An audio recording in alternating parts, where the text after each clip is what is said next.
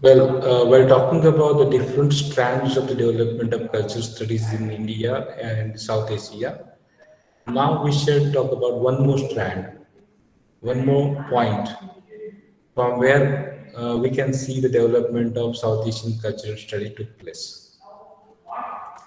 Rather, it constitutes an arc around all these studies. It is a kind of an arc, and that is feminism.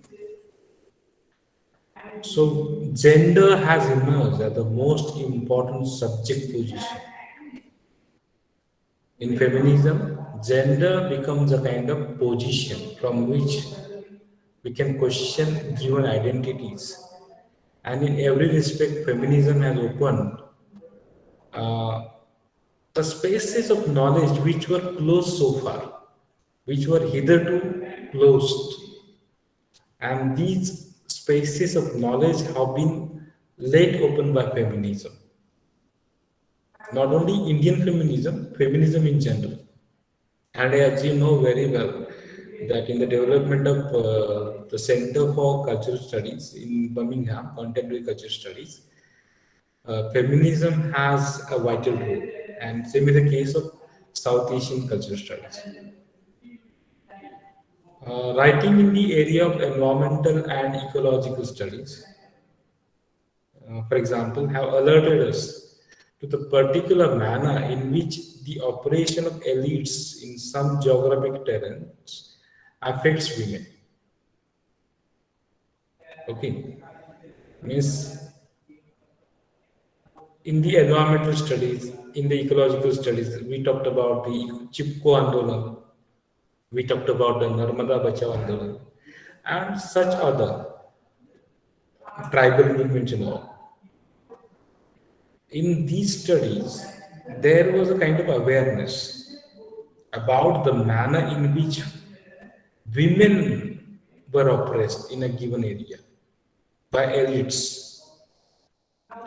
So these ecologists and environmentalists could focus on that, whereas the scholars of English have established how the vices of women were sought to be suppressed by those very men who were forging a new literature in the name of the nation.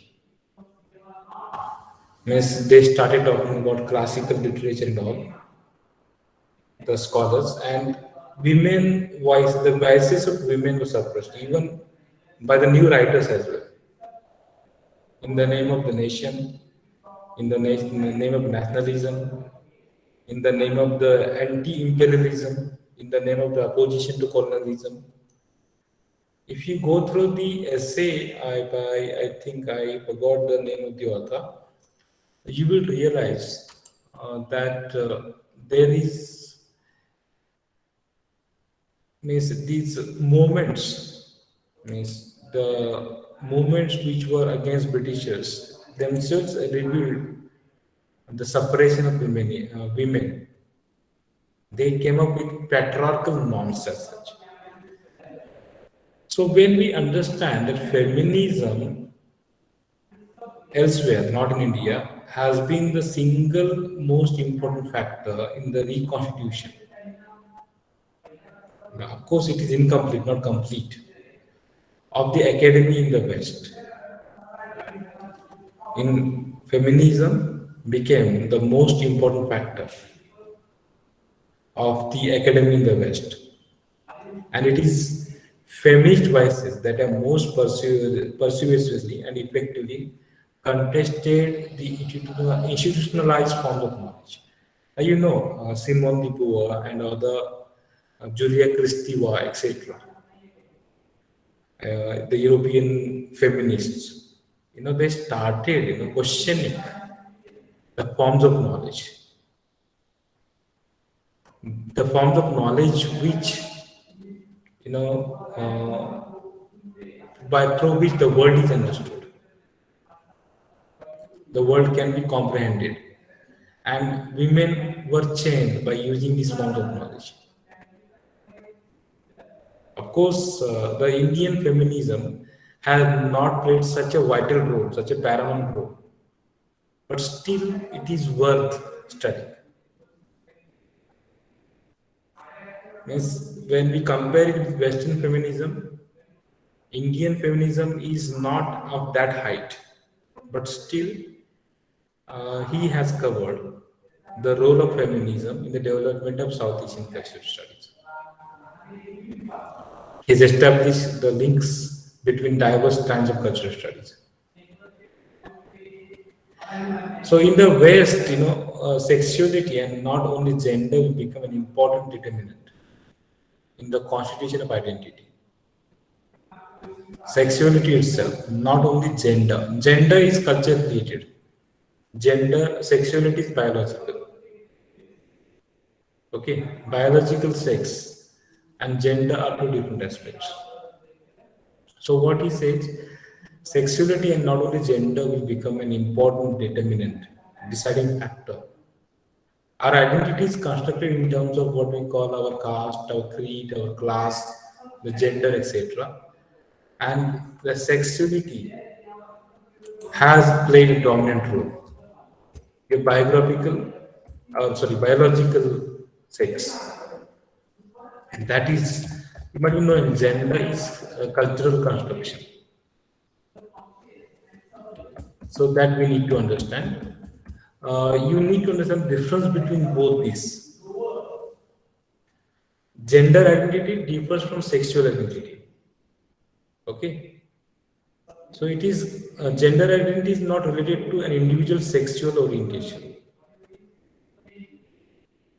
Sexual means by birth you get, but gender is given by what we call the society.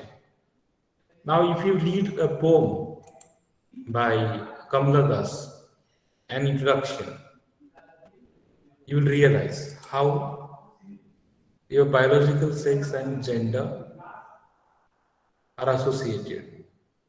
She is reminded that she is a girl child. She is asked to dress like a girl. She is asked to behave like a girl. Be Madhavi Kutti, be Kamala, be Ammi. If you have read the poem, you realize. And behave like a girl means a girl child is often conditioned to behave like a girl. She is reminded that she is a girl all the time. So that is what gender is. So this plays a vital role in the construction of identity. Means you are made aware of the fact that you are a girl every now and then. Now, whatever behavioral or cultural aspects are associated with a woman or a girl are not given by nature. Of course, sex is given by nature, that is biological. But the way women should dress, the way women should talk, the way women should behave is not decided biologically. It is a cultural phenomenon. That is what gender is. How your gender, not only sexuality but also gender, plays a vital role. You might be knowing European feminism. There was certain kind of feminists who were of the extreme opinion that your biological sex is the main obstacle in your being human. So most of the extreme feminists in America especially favored, going for artificial kind of, operations and all to get rid of their womanhood. Means your child giving means birth or what we call child giving ability itself is a kind of hindrance for certain feminist scholars. So these women thought that they should get rid of the sexual identity itself.